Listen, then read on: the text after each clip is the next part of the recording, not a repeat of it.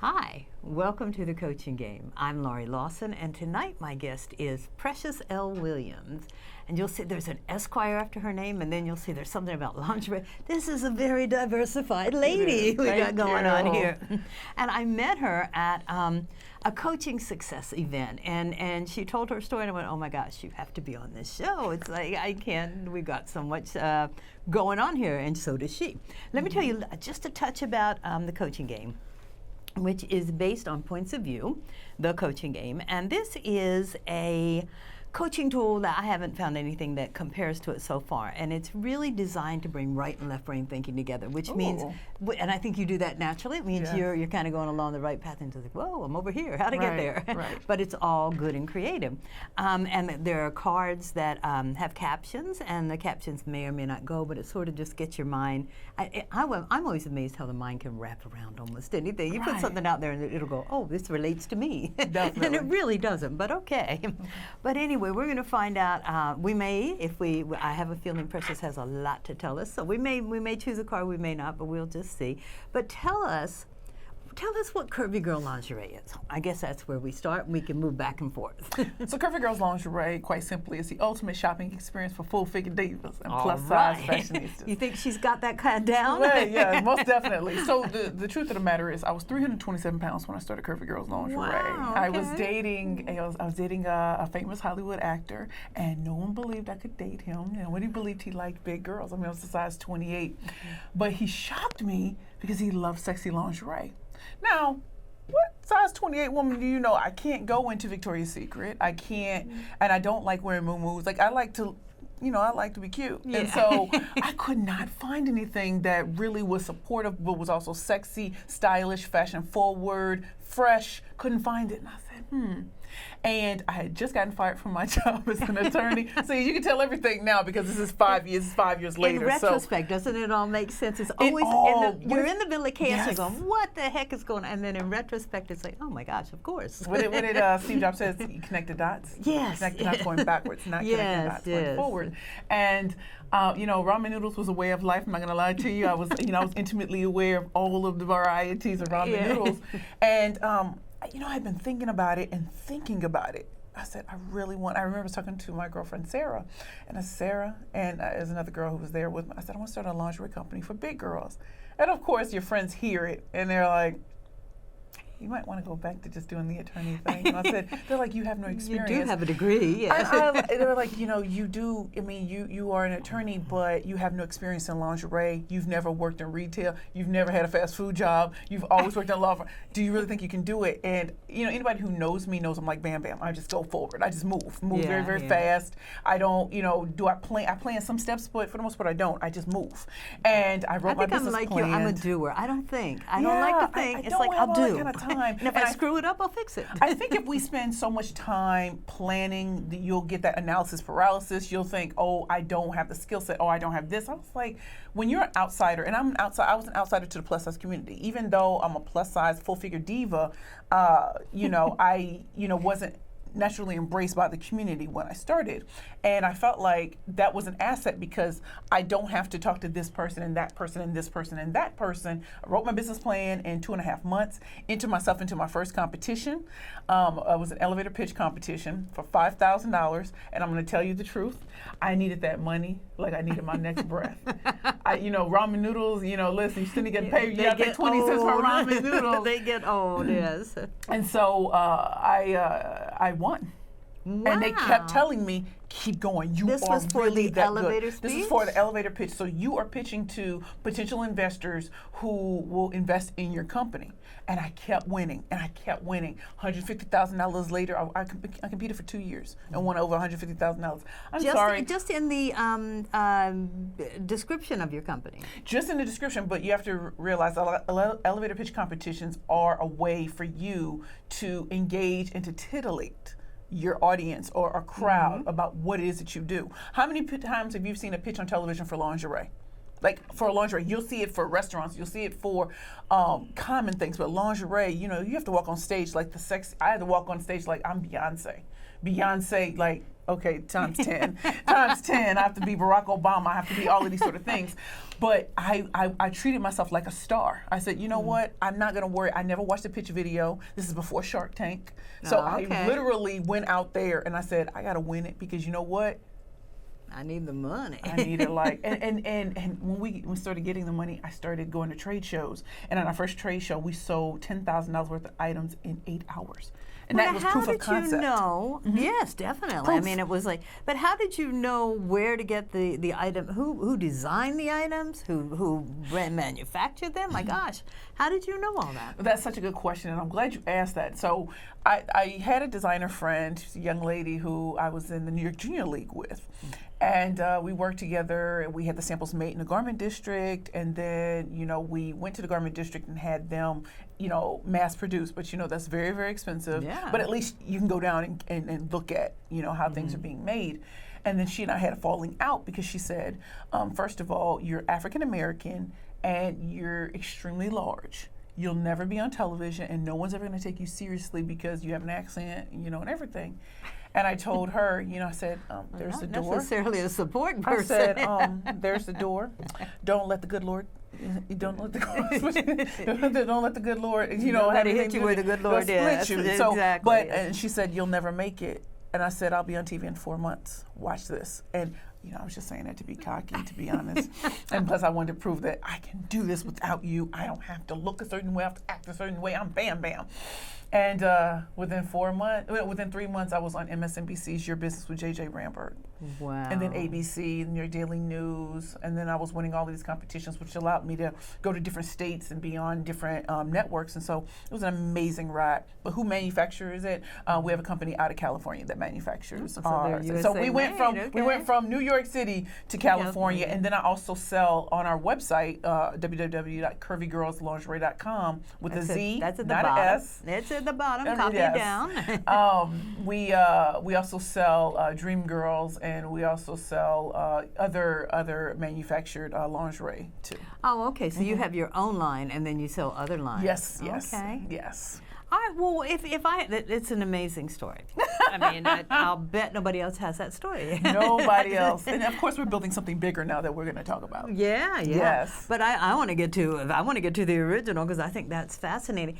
What tips would you give people if I don't even know where to start? I mean, first of all, coaches are in the business of if you lose your job, they're helping you, reinvent yourself or step forward and all that. So, okay, that's one thing. But what tips would you give people to say, dream? I mean, every dream, I love this statement, every dream needs an Excel sheet. So, okay, you had the dream. Isn't that a great statement? Yes. I know I'm copying off somebody. It's all gravy. It's great. It's all gravy. It's all gravy. But it's, so what would you tell people that, how do you make the dream become reality? I mean, I was fortunate in that I wrote the business plan that I don't even look at today. But what I kept coming back to was I had done the research. I did it. So I polled 237 women in Harlem and in Brooklyn asking where they had gotten their lingerie. So I did the homework behind it. Mm-hmm. And also I believed in myself. And every year I have a theme. Mm-hmm. Every year. This year is dream big. Okay. How big do you really want to take it? And because I am bam, bam, and I just hit things, I always tell entrepreneurs who want to be entrepreneurs or whatever you are, I said, pull the trigger. Do it. Like, what is the worst that can happen? I'm 37 years old, and I'm now in the prime of my life. If this had happened in my 20s, who knows where I would be? But I started Curvy Girls Lingerie in my 30s, and now I'm getting close to middle age, and I think I look hella good. No, but I have the benefit of life experiences too, and there was no one that I listened to other than my heart and my soul. And I have the benefit of being in a movie it was tentatively called Coaching Movie, now it's called Leap. And it features 5 individuals who are leaping into the unknown with the world's greatest coaches. So I have, coaches from around the world, from the UK to Chicago to New York to everywhere you can think of. And they are coaching me on how to take my business from where we are right now to the next level. At first, I'm going to be honest with you, I've met so many coaches, I'm sure you do do at networking events, and they've just gotten through their coaching programs.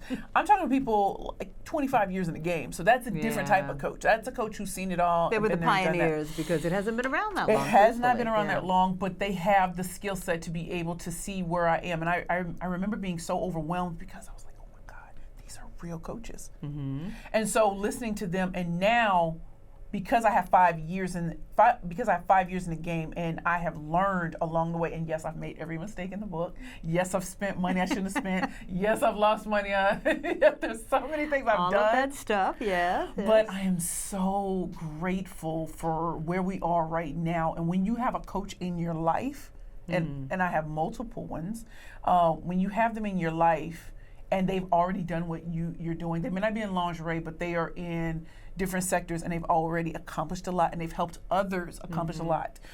It just makes you feel so much better. So when I tell you we're going to be a global phenomenon, you think you've heard of it, you think Victoria's Secret or something. You know, there's 67% of women in the United States are plus size, and most people don't know that because you're looking at smaller women in ads. That's an amazing Did you statistic. Know that? No, I did not. Did you know that the plus size market is a $25 billion a year industry? No, I did not. $25 billion. There's a lot of money there. 14% of that is intimate apparel. Wow. Yes, So yes. There's a little room to grab. There is room. There is room, but not only that, a lot of times curvy women feel dismissed, ignored, the funny fat friend on the side, and I'm not that girl. Well, that's what and what do you do when, I love that you say that coaches are out there and that coaches have helped you, because nobody has your story. That's for sure. And nobody has my story in reality. Right. But it's like, it's a matter of opening up and widening perspectives, and then helping people get there with support and accountability and all the things that happen. But what did you tell yourself when your friend tells you, I'm looking toward the door like she's going to walk in. I wish you would. That'll show you. Yes. No, when your friend tells you, you know what, you're never going to make it because you're not what the market wants. Blah, blah. So what makes you keep going? Or was that long before then? I always need an adversary, honest to God. I do. I know that sounds strange. I grew up in a very, from the first 15 years of my life, I grew up with parents who did not want me. And I've been abused in every sense of the word. And the one thing my father did for me when I was 5 years old, he brought me this cassette tape by the group Wham. Remember? Wake me up before you go. Okay, so the name of their album was called Make It Big. And for some reason, as a 5-year-old, I remember that's what I thought was going to, I said, I need to make it big if I'm ever going to get my parents' love. Because I knew just me being me wasn't going to do it. And so, that's a Lenny Bruce thing. It's like your whole life is based on, look at me, Ma, look what I'm doing now. Yeah, most that's so true. Most definitely. And so my grandmother stepped in, my grandparents stepped in when I was 15 years old, and I was a handful. I was rough. And within the span of 1 year, they turned me in from a special education child to the #1 student in my class. Oh my God. Literally. Like my grandmother, like the power of love. And my grandmother every day told me, you're going to be a star. You're going to be like Oprah. You're going to be, I was like, and you're thinking, how does she see that in me? Like, I know that. And she kept pushing me out there. And then when I was 16 years old, the principal of my high school had me speaking to the mayor of the city of St. Louis, the governor. Like, I was in those spaces just because of my ability to speak very well, because I went to an inner city high school, and so I went from the county, which is great education, to the city, which is supposed to be poor education, supposed to be, but this is St. Louis, Missouri. So, St. Louis, Missouri. So, once I was able to do that, that propelled me into a different stratosphere of hanging with people who were VIPs.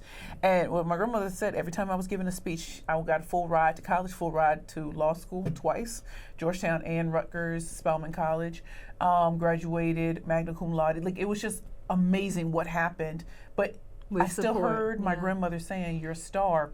And so I was still doing television. I was still doing newspapers. I was still doing all these sort of things. And I just said, to myself, my grandmother's been dead since 2000. My grandfather's been dead since 2004. And I still hear them.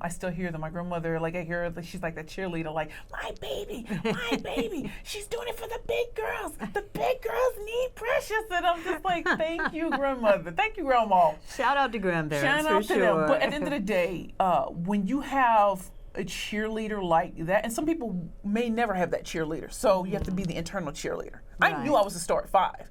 Now it took me, I'm 37. No one cared about me when I was just an attorney. When I became an entrepreneur and people started seeing my rise and seeing me doing things that they had been wishing for, because a lot of people who've been in business a long time who don't have the press, who don't have the recognition that I've had, and ask me all the time, how did you do it? I said, I never gave up. And because I'm an outsider, I'm a disruptor by nature. And you want to disrupt the system. I don't have to follow your rules. I'm going to make my own, and then you follow me. So what I hear you saying is, if everything had been like peaches and cream and went along smoothly, I don't think I would be this you Precious wouldn't be where you Williams. are. I don't think so. No. I don't. So you took adversarial situations and people and made them make you stronger? Definitely. Yeah. Definitely. And I think that you're going to meet there are a lot of people out there who are like me, but they've been beat down so much that they can't see past all of that.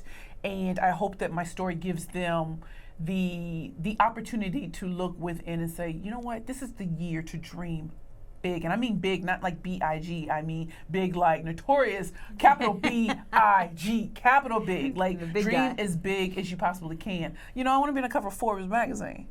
You know, I want to make sure that there are women who get to go to college and are taught entrepreneurship hands-on with me. You know, that they get great coaching, like the coaching that you provide, and from coaches who really care and are not just pay me and maybe I'll help you. No, you guys go out there and you really, really do it. Yeah. And so I want to show, how do you write your own paycheck? If you don't want to work, or I'm not meant to work for anybody else. I know that. And ask my prior employers, I'm sure they're like, they'll check that box. No. Thank goodness she's an entrepreneur, because when she worked here, she's a great worker, but she just marched to the beat of her own drum. Mm-hmm. Right. Well, and what I think is a prime example in your story is that I do mentor coaching, of course, and I always go, okay, there are tons of coaches out there, and there are more coming every day. You know, it's becoming a real profession now. But what do you bring to the table that's very unique? Mm-hmm. And what you feel is your biggest obstacle can also be your biggest asset. Definitely. And it's like, oh my gosh, and you are just such a beautiful example of that. So it's like, see, I wasn't lying to you. It's true, it can happen.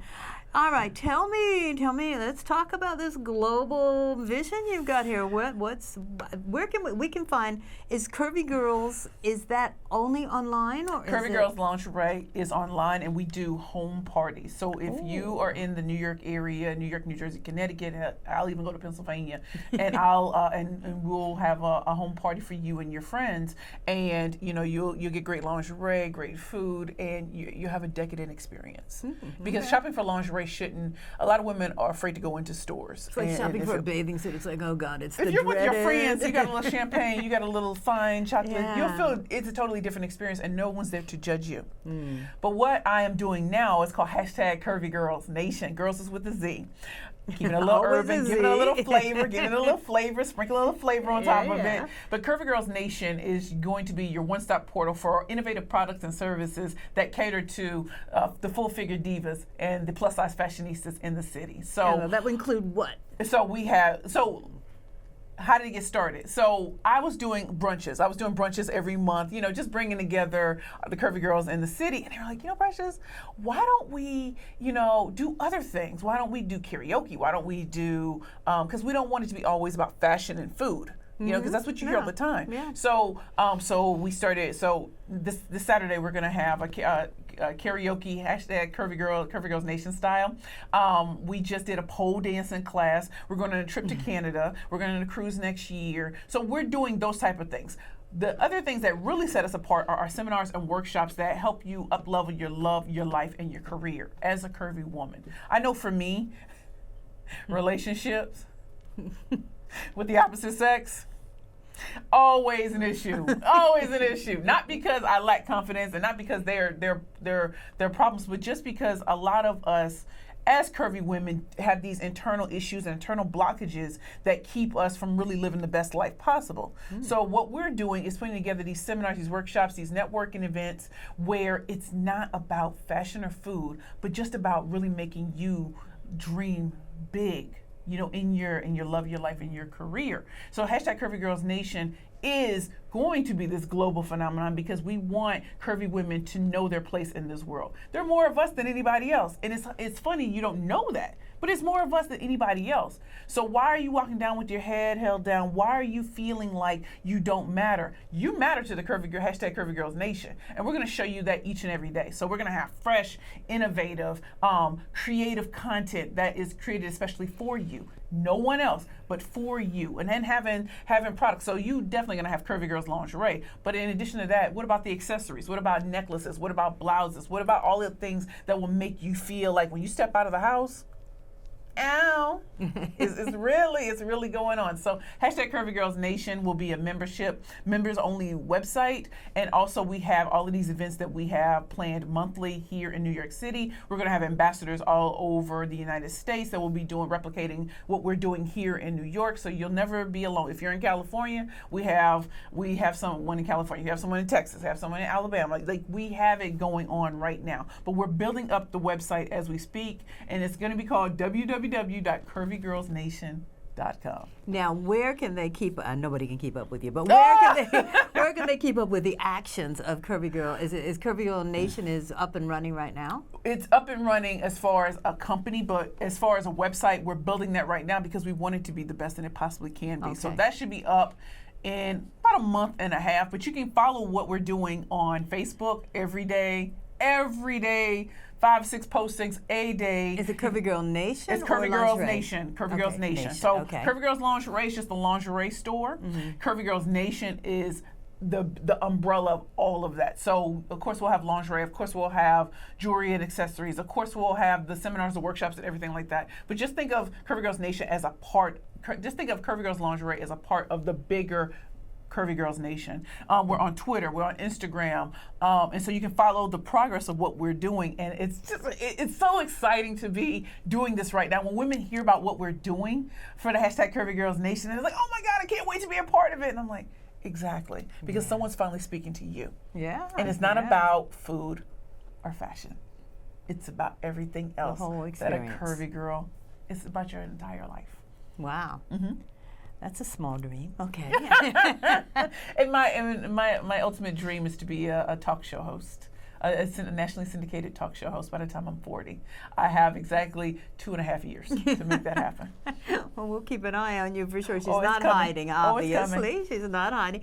Well, what would you tell entrepreneurs? What would you tell them? It's intertwined, and I realize it's intertwined because first you have to tell yourself, you know what, I can do this. Right. Forget what everybody else is saying. My heart, my gut is telling me I can do this. But what would you? Okay, after you get into the reality of it, the real reality. yeah. Yes. Then what are some of the lessons that you learned, or some of the? You said there are things you'd like to avoid, but what's your number one lesson that you learned when you started out? I know this is gonna sound crazy because a lot of people have no money. They think they have no money to start a business, and I say yes, you do. You really do. I was willing to invest in myself, so I was willing to get the right people around me. I may not be able to afford Sir Richard Branson's coach, but I can make a way to if I have to go out there and hustle these streets. And when I say hustle the street, I mean get a job. Okay, that's what I mean. It's another so that's what service, I mean. No, but I was willing to invest in getting great coaching. I was willing to invest in social media. I was willing to invest in getting into masterminds with other women, especially Savor the Success, Savor Circles, and being around women who already have hit 6, 7, 8 figures. They've already done it. And so in order to be in that network, you can't just take everything for free. That sounds cool. Oh, I'll just do it the free way. No, if you're willing to invest in yourself, someone else is willing to invest in you. Yeah. Another thing is, build up a supportive network. My family was not supportive of me. A lot of my friends were not supportive of me. So I had to pick and choose who's going to be in my corner, who's going to be on my team. So I have my girl Shane, I have my boy Terrell. And when I call them girl and boy, I mean this is not disrespectful. This is a term of endearment. These are people who are a part of the hashtag Curvy Girls Nation company, and so they have their roles. And then I have friends who have come on not for shine, but just to say, when you need support, I got you. You want somebody to buy your first T-shirt? I got you. You want somebody to come to your events? I got you. And so when we have our karaoke event, which is this Saturday, you know, women from all the events that we've had, and I've been doing this for 4 years. I think I have the highest number of people in the meetups for plus size, because it's called Curvy Girls in the City. And we have almost 600 members that we built in 4 years, and people said it would never happen. And they come to events faithfully. So you see how you build your network, and it doesn't have to be your best friend. It can be people who have been supportive, and they may have been watching you from afar. I have people who literally have been watching me read every post and are now coming to me, Precious, teach me how to do what you did. I don't want to be in lingerie. I just want to be a part of anything that you do. So invest in yourself. And I mean dollars and cents, bartering. Do what you need to do. But if you just go the free route, you're going to be stunted as far as your growth. Get a great coach that you can afford, or maybe even you can reach for. You can reach for and just figure out how you're going to make the money. I'm a big believer in the power of prayer, and that I've never been left alone, and I've never been destitute. Like, ramen noodles is not destitute. Destitute is I'm eating bugs. So I've always been provided for. I have a great place to live right now. I have love in my life. Curvy Girls give me a reason to wake up every morning. I do not feel exhausted. I don't feel tired. I do a lot of things. Can you tell she's a little excited and energetic? And I have the right people on my team. And to have opportunities like this, people kill for this. Yeah, absolutely. Don't think I take it for granted. And I'm eternally grateful that you came and shared. One thing I hear you saying is, and it's a lesson that I learned because I came up in the corporate world, and I was HR, and then somebody said, take this job, food service manager. And I go, I don't even know how to cook. Are you kidding? But if you go in and go, I don't know, teach me what you know, then and you're open and you're not busy trying to show people, well, I can do this, I don't need this, and then it's like, and you went in so open, it's like, okay, I'm going to run a business now. How do I do that? It's like, tell me how to do it, or tell me what I need, and I'll go out and get it. So I think it's an openness to opportunities, and openness to learning. Right. A belief in yourself. Whoa, you got that. And then I guess an eye to the future. It's like, if that's where you could easily just rest on your laurels. You're a lawyer, you're an entrepreneur, you're successful. Take a break. Go to Richard Branson's little private island. Oh, I'll be seeing him in Chicago. Oh, really? Okay. Yeah, so Chicago at the end of July. All right. Well, and also one last thing that I think that is very important. In addition to investing in yourself, go to these conferences. Go and actually pay. So when I was at Ivy Slater, that's where we met. Slater Success Live, I think that's what we call it. I'm willing to pay to go to events to meet the right people and to develop bonds. And so I'm willing to shell out. I will go all over the United States. I will go all over the world to meet the right people. We have no time left. That's perfectly but it's fine. such a perfect, it's an example because we made a connection. Right. I heard Precious' story and I went, oh my God, she has to be on it. She has to share this with everybody because it's such a great story. So all I can do is thank you so much, Precious. Please, please, please let us know what else you're doing. Yes. Thank you. Thank you.